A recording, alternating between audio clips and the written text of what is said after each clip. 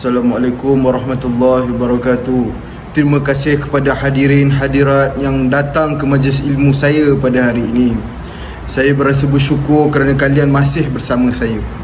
Baiklah, saya hari ini akan menyampaikan tentang satu hadis yang boleh dikaitkan dengan seluruh masyarakat kita. Tidak kisah tua, tidak kisah muda, tidak kisah kanak-kanak. Ibu bapa juga boleh menasihati kanak-kanak untuk anak-anak mereka. Baiklah, hadisnya adalah berkait dengan apabila kamu dengar seruan azan, apabila kamu dengar azan dikumandangkan, janganlah kamu baring, kerana jika kamu baring ketika azan dilaungkan, maka jenazah kamu akan menjadi berat. Sukar untuk orang mengangkat jenazah kamu, dan ianya sangat menyusahkan masyarakat pada akhirat itu dan menjadikan aib kepada jenazah kamu.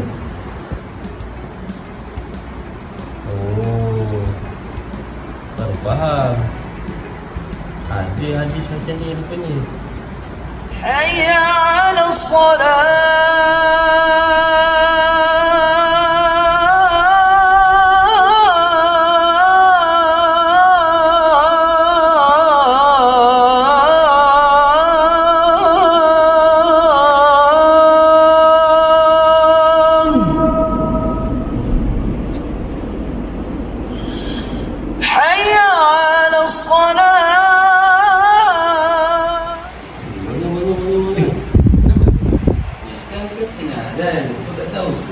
Ada video Ustaz kata mana boleh tidur waktu azan. Macam mana kau tahu video tu? Mana datang hadis tu? Aku tengok Ustaz tu beritahu kat aku. Baiklah, hadisnya adalah berkait dengan apabila kamu dengar seruan azan, apabila kamu dengar azan dikumandangkan, janganlah kamu baring, kerana jika kamu baring ketika azan dilaungkan, maka jenazah kamu akan menjadi berat. Sukar untuk orang mengangkat jenazah kamu, dan ianya sangat menyusahkan masyarakat pada akhirat itu dan menjadikan aib kepada jenazah kamu.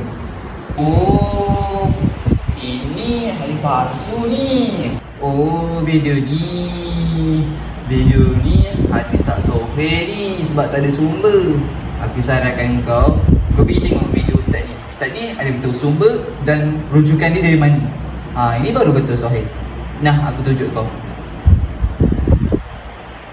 Assalamualaikum warahmatullahi taala wabarakatuh. Hadirin hadirat yang dikasihi Allah Subhanahu wa taala. Mungkin kita pernah dengar satu statement yang mana dia berkata tak boleh seseorang ni dia baring waktu azan. Nanti jenazah dia akan menjadi berat. Orang usung jadi berat. Sebenarnya ayat ni dia bukan hadis Nabi pun, bukan hadis Nabi SAW pun, dan tiada pun sedikit dan tiada satu pun dalil yang mengatakan bahawa dia menyokong kepercayaan statement tu. Tak boleh baring waktu azan, nanti jenazah jadi berat. Dalam Islam, mereka reka hadis dan nama, hadis atas nama Nabi Muhammad SAW adalah dosa besar. Rasulullah SAW bersabda dalam hadis yang berbunyi, sesiapa yang berdusta atas namaku dengan sengaja, maka siaplah tempatnya di neraka. Riwayat Al-Bukhari dan Muslim. Islam tidak melarang seseorang berada dalam keadaan baring ketika azan, tetapi yang dituntut adalah seseorang itu menjawab azan, menghormati panggilan solat, bersiap untuk solat, bukan percaya pada statement tadi. Berat atau ringannya jenazah tidak ada kaitan dengan posisi tubuh badan ketika azan, tetapi berkait dengan amal, iman dan rahmat Allah.